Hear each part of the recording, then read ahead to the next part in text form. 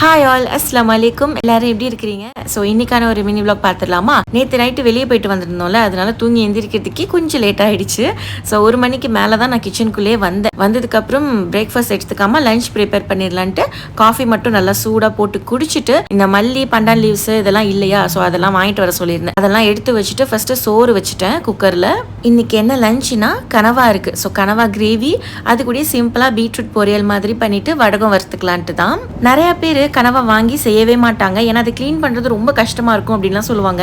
But once நீங்கள் taste அதை பார்த்துட்டீங்கன்னா உங்களுக்கு க்ளீன் பண்ணுற வேலைலாம் பெரிய வேலையாகவே தெரியாது. கனவா நான் வாங்கிட்டு வந்த போய் க்ளீன் பண்ணி வச்சுட்டேன், அதனால எனக்கு குக் பண்ணுறதுக்கும் ஈஸியாக இருந்துச்சு. பீட்ரூட் பொரியலுமே இங்கே ரெடி ஆகிடுச்சு. ஸோ கனவா கிரேவியும் ஆல்மோஸ்ட் ரெடி. கொஞ்சமாக தேங்காய் பால் மட்டும் அரைச்சி ஊற்றிட்டு மல்லித்தலை போட்டுட்டோன்னா கனவா கிரேவி ரெடி. ஸோ அது கூட வடகமும் வறுத்து வச்சிடலான்ட்டு அதையுமே வறுத்து எடுத்து வச்சுட்டோம். லாஸ்ட் வீக் கெண்டிங் ஹைன் போயிருந்தோம்ல, அந்த vlog பார்க்கலன்னா கீழே அட்டாச் பண்ணியிருக்கேன், பார்த்துருங்க. ஸோ அப்போ வாங்கிட்டு வந்திருந்த ஃப்ரிட்ஜ் மேக்னெட்டை ஒட்டி விட்டுட்டு அண்ட் பாலிலேருந்து வாங்கிட்டு வந்திருந்த ஃப்ரிட்ஜ் மேக்னெட்டையுமே உங்கள்கிட்ட காட்டியிருக்கேன். தேங்க்ஸ் ஃபார் வாட்சிங். அஸ்ஸலாமு அலைக்கும்.